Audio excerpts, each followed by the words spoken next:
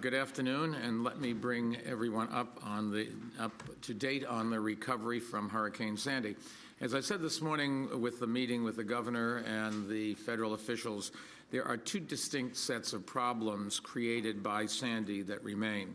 For New Yorkers who weren't in the areas flooded by the storms, the problems have been disruption of mass transit, the widespread loss of power, and the suspension of public school classes.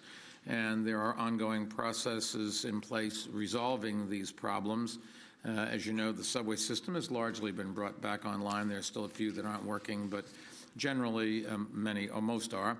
Not all lines are back, and tomorrow morning your commute will be probably a little slower than normal. Joe Lotto said they're not going to have as many trains on the tracks as they usually have, but you should be able to count on getting to work using mass transit, just allow a little bit extra time.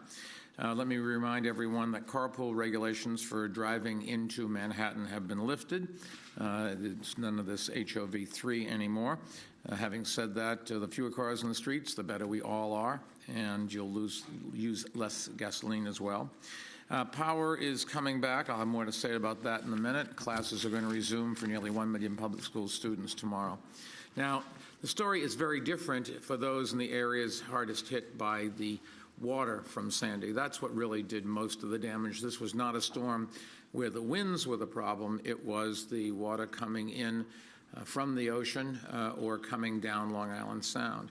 The people who were killed generally were in areas where they had very high water. There were some deaths in other areas where trees came down. But when you walk around the city, the places where the devastation is the greatest are those along the shoreline. Our prayers are with those who lost loved ones, and our sympathies are with those who lost their homes or have been forced to leave because of flooding. We know neighborhood businesses have been hard hit, but many of those who have gone back to their homes, have gone back to find that power is still out, and many will remain without power in the days ahead. One of the great fears we have is with cold weather coming, we have to make sure that people can stay warm. And among hardest hit are the Rockaways in Staten Island, a lot of places that don't have electricity but are going to experience the cold. I'll talk about that in a minute, but that is the next big problem for us. In the Rockaways yesterday morning, I talked with many concerned residents. I assured them we'll do everything possible to get power back on. Our team has been working with the Long Island Power Authority, which provides electrical service on the Rockaways. The rest of the city is pretty much taken care of by Con Ed. We've urged them to commit more resources to getting power back to the Rockaways faster, and I'm glad to report that we are seeing some progress. At midnight, there was something like 25,000 customers in the Rockaways without power. We think that's down to something like 19,000 now. A long ways to go, but we're going in the right direction. LIPA has agreed to our request to add more crews to this job. That should speed up the process. They've also delivered 10 generators to Hamel Houses, a public housing development I visited yesterday, and we'll continue to provide LIPA with all the support we can. Some 45,000 public housing residents, you should know, live in the coastal areas designated as Zone A, and many of them in the Rockaways. Over the past 2 days, we've been going block by block to identify the issues that are blocking power from being turned back on. We're resolving issues one block and even one house at a time. And even when power is turned back on, some of the buildings are going to be out of commission for a long time because of damage to their boilers and electrical systems.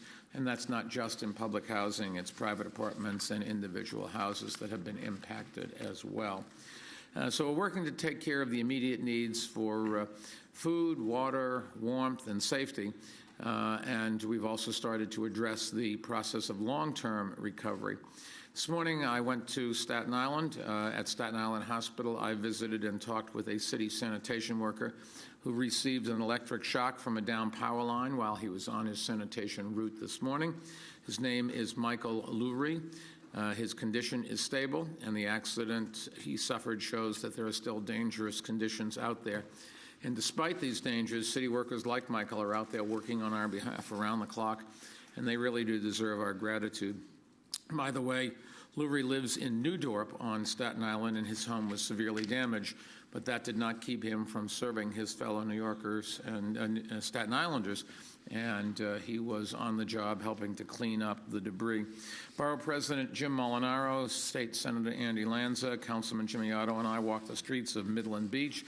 We saw some of the damage done by Hurricane Sandy to homes there, and also the massive cleanup efforts that's being led by the Departments of Sanitation, Transportation, Parks, the NYPD, FDNY, and other city agencies, and also members of the National Guard. I had a cup of coffee a little while ago with General Tom Bostic and his team from the Army Corps of Engineers. They are helping to pump water and provide restore power. They are people that know how to deal with disasters, and it's great to have them here, and they are helpful. We also went to a food distribution center and met with volunteers. 4 of them had been there for 48 hours straight without any sleep. We talked with residents whose homes have been badly damaged. I went inside a few to look and see what the basements looked like. We visited the Oasis Christian Center, where volunteers were handing out food and supplies, and I thank them for their efforts. We had a lot of runners who had come here to run the marathon, who'd been down there volunteering, carrying stuff, delivering, doing everything that we needed. Throughout the morning, we advised neighborhood residents to get the disaster assistance service they need at Miller Field across the street from New Dorp High School. That was one of the 6 that we've opened. There are 2 in Staten Island, 2 in the Rockaways, 1 in Coney Island, and as of today, 1 in the Southeast Bronx at the Edgewater Volunteer Fire Department. They're all open 7 days a week from 5 p.m. Until 5 p.m., and their precise locations are listed on the city's website, nyc.gov. Staten Islanders were getting help from city workers, from city social agencies, and also the staff of the Federal Emergency Management Agency. City service volunteers and the National Guard are also there, and at the disaster assistance service centers, hard at work providing food, water, flashlight batteries, blankets, household items, and other critical supplies to people who are still without power. Yesterday, people who were without power and heat also came to Miller Field to catch a place on a shuttle bus to a shelter where they could spend the night safely. It's cold outside, and it's going to remain cold for the next several days, so it's critical that people keep warm. If you are elderly or you have an infant under a year old or have heart disease or other medical conditions, you really should go to a warm place. If you find yourself shivering uncontrollably, or if you see someone who is disoriented, those are symptoms of hypothermia, and anyone that needs them needs to get to a warm place, covered with blankets, a hot water bottle, anything you can do to get them warm quickly. We have been knocking on the doors in public housing developments for several days to see if people need help. And yesterday we began urging residents who may be older or infirmed to move to a shelter. This evening, buses at the city's 5 disaster assistance centers and at several locations in Manhattan and the Bronx will again help people get to shelters. And again this evening, NYPD patrol officers will use loudspeakers to urge people to go where they can be warm and safe and tell them how to get there. Helping people keep warm without power in these chilly nights has also become a focus of the food distribution centers we're operating in communities without electric power. These sites give food and bottled water to residents of hard-hit communities who are still without electric power. Today, all sites are distributing blankets, and many are distributing flashlights and baby supplies, such as disposable diapers and baby formula. And we ask you to please bring bags if you go to get some of these items, the bags to carry stuff away. 12 sites have been open today since 1 and are scheduled to close at 5.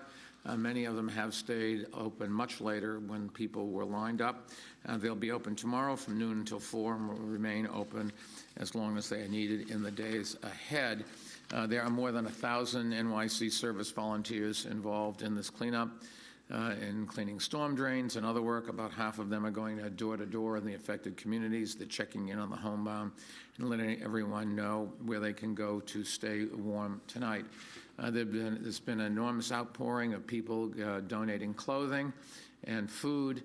I think at this point these centers have more than they can really realistically distribute. If we need more, we can certainly put out another call for help, but what would be the most helpful is donations to the Mayor's Fund to help New York, and then we'll be able to use that money to help people get back on their feet.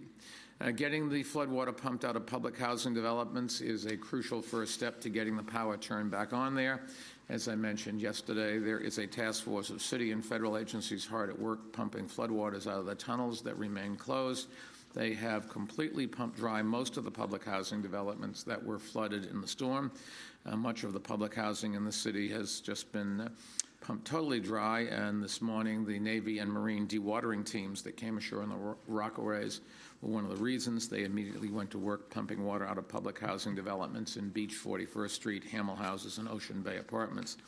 City, state, and federal workers are also continuing to pump out the Hugh Carey Brooklyn Battery Tunnel, the Queens Midtown Tunnel, the New Jersey Path Tunnel, as well as the Montague Tunnel that carries the N and R trains between Brooklyn and Manhattan. City building inspectors have done most of the structural evaluations in the Rockaways. At this point, they've inspected more than 12,600 of the nearly 55,000 homes in Zone A on their list, including those that most needed to be inspected. The good news is that power continues to come back on across the city. This morning, there were fewer than 145,000 customers who are still without power. That's down from 194,000 yesterday afternoon. The city also has nearly 40 emergency generators in place or on the way to hospitals, nursing homes, public housing developments, and other critical locations that still lack power. As we announced earlier, public school classes will resume tomorrow. Some people have asked why we're sending kids back to school since Tuesday is a holiday. Let me remind everybody, our kids have already missed a week of school, and we don't want them to miss another day. And throughout the last week, parents have had to rearrange their schedules to take care of their kids, and that can be a real hardship for a lot of people who want to get a day at work and can't do both. Every day we're working to help more people get their lives back to normal, and opening schools will be an important part of that process for both students and parents. Our kids need to get back to class after a week without school, and this way we'll be able to use Election Day to adjust the bus routes and staffing and supplies and all of the things that are going to require a little bit of experience. We just can't predict who's going to show up where and that sort of thing, and we're obviously going to have problems. Some of the buses were damaged in the storm. Some of the bus drivers are new and don't know the routes. We'll just have to bear it, but we'll have a day to between the first day and the second day of school, namely Tuesday, and we're going to use that day to straighten things out to the best of our ability. We think something like 90% of the schools will be open tomorrow. There are 65 schools that we know won't be open. They include 8 schools with emergency shelters, as well as 57 schools that sustained serious damage during the storm.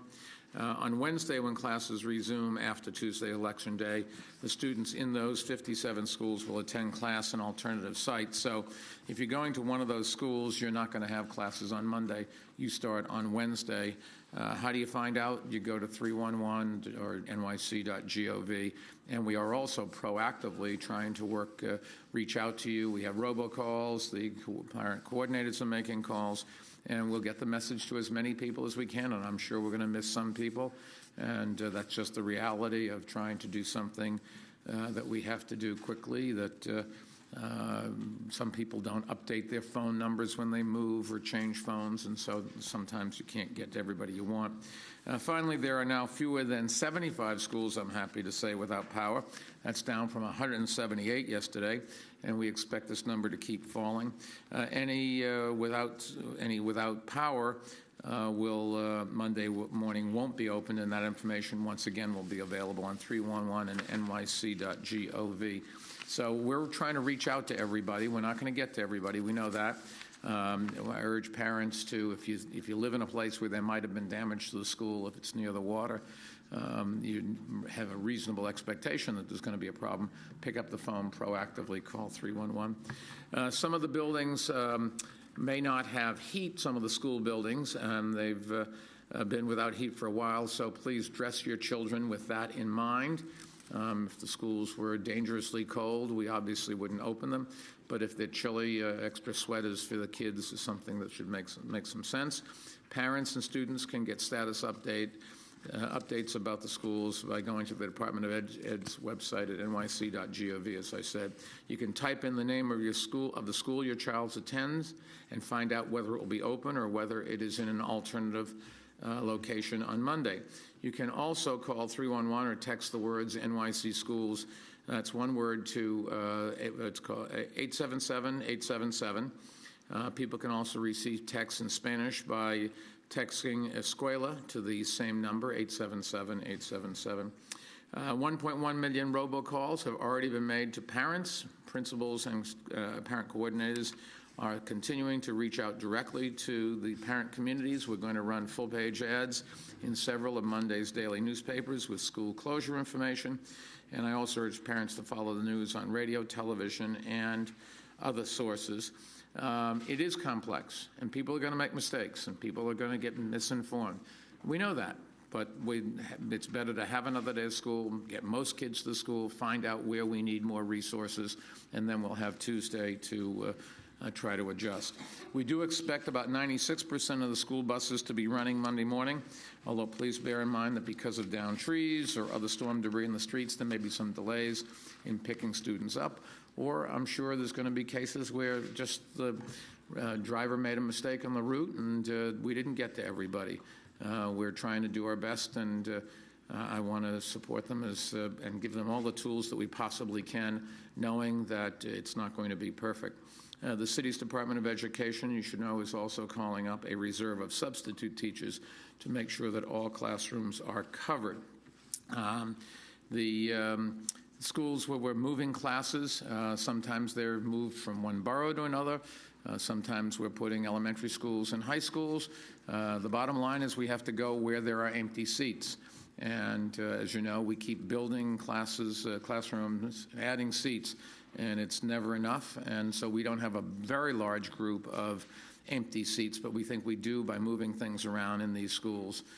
We're able to accommodate everyone. I mentioned the schools will not be open Tuesday, Election Day. For days, there's been a lot of uncertainty about what voters were supposed to do if their polling sites were closed because of storm drainage or lack of power. This weekend, our office and the governor's office, working together, sat down with the Board of Elections to go through the poll site list site by site. We've determined which sites could be open and help them find alternative sites for those that couldn't. There are a total of something like 61 of the alternate sites, 3 in Manhattan, 3 in the Bronx, 2 in Staten Island, 28 in Queens, and 25 in Brooklyn.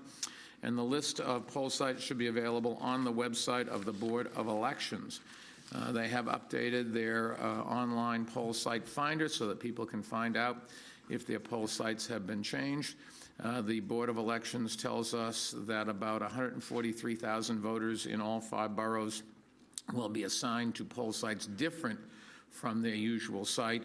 Our NYC service volunteers are letting many New Yorkers know about their temporary polling places. Mark, can you get the UUID of the Board of Elections website so we can tell the press? We'll do that before we finish the conference. Over the next day, it's going to be critical that the Board of Elections communicate this new information to their poll workers. Unfortunately, as you know, the board has had a history of not opening all poll sites on time, and they're going to work hard to make sure that poll workers and voters know where they're supposed to go on Election Day. As you know, the mayor's office does not run the Board of Elections. I've always believed that the Board of Elections should be overhauled to increase its accountability and efficiency. The fact that the board has been unable to agree on selecting a new executive director for 2 years shows just how dysfunctional it is. The difficulties they've had in planning for Tuesday, I think, further underscores that. Before taking questions, let me just summarize for our Spanish-speaking New Yorkers. La mayoría de las escuelas públicas van a abrir mañana. Algunas siguen sin electricidad o están dañados y por lo tanto van a seguir cerradas mañana. Estamos haciendo llamadas a todos los padres y en las escuelas afeccionadas. Si no sabe el estatus de su escuela, visite el nyc.gov o llame al 1311. And with that, be happy to answer questions. Yes, Miss. Mr. Mayor, how confident are you that the Board of Elections can pull this off? I have absolutely no idea. I hope they do. I mean, we'll do anything we can to support them. But I'm not at the. I can't give you a good answer because I'm not at the board and I don't know The members, I can just tell you, we and the governor have tried to give them as much help as we can. Hopefully it's enough, and nobody will be happier after Election Day to say they did a spectacular job if they did. And if they need any help, more help from us, we'll be happy to do it. But I can't criticize them. I don't know what they're going to do. Yes, miss? What did you think about the generators from the marathon being moved to New Jersey instead of Staten Island? Is there something? I think they went to New Jersey for refurbishment or changed trucks and then went elsewhere. Do I remember that? Was that correct? The two generators from the Staten Island went to New Jersey and then went one to, do you remember, Mark, where they went? One to a nursing home in New Jersey or here? No, here. They went here. I think they just moved them, changed trucks or something. It's not a story. Yes. You said this morning that the city was looking at a dislocation of 30 to 40,000 residents. Can you tell us a breakdown of how many of those residents are residents of public housing versus I think the numbers are something like 20,000 in public housing. Keep in mind, if we get some power back, that can come down dramatically. That's the worst case. There are an awful lot of people who have houses along the coastline that have been severely damaged. But a lot of these people are people who, in some cases, built their or certainly modified their own house. So a lot of them may very well be able to get their houses habitable again, get the electricity going, and to that extent it comes down. In the end, 2 weeks from now, I think a number closer to 20 or under 20,000 would be a better number. The 40,000 is a number that I got from HUD based on a lot of everything going wrong and nothing improving. Yes, miss? You mentioned that a number of public housing developments might be out of commission for quite a long Yes. time. Do you know how many people that might affect? Yeah, I mean, that's a big part of the 20,000. That's the issue. These are public housing projects where sand and water got into the boilers and the whole electrical system's been destroyed, and it takes a long time to do that. You have if you want to go to the Board of Elections website for voting information, www.vote.nyc.us. Or text NYC-VOTES to 877-877. Let me repeat that. www.vote.nyc.us or text NYC-VOTES to 877-877. Yes, miss? Is there a possibility of adding more shelters to Sheepshead Bay? We're trying to, every place we can. We're looking for places. We don't have a lot of empty housing in this city, so it's really a problem to find housing. We need it. We are not going to let anybody go sleeping in the streets, and we're not going to let anybody go without blankets, food, and water. But it's a challenge, and we're working on that as fast as we can. I think my ACE press secretary says we have another appointment, and we will call it a day. So, but the bottom line is, it's a good time to look in on neighbors who might have a problem with, particularly with the cold, because for the next few days it is going to be cold. Thank you very much.